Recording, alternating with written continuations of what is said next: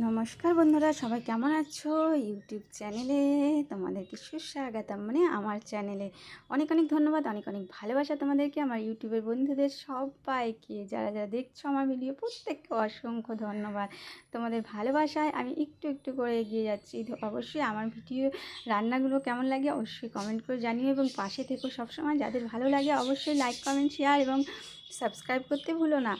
তো চলো আজকে কি রান্না করছি বন্ধুরা, দেখো, দেখেছো মাছের ডিম। মাছের ডিম তো আমরা প্রত্যেকেই ভালোবাসি। তো মাছের ডিম এনে সেগুলো আগে বড়া বানিয়ে নিয়েছি। তো এমনি মাছের ডিম ভেজেও ঝোল করা যায়, কিন্তু বড়া করে ঝোল খাওয়াটা কিন্তু ভীষণ টেস্টি।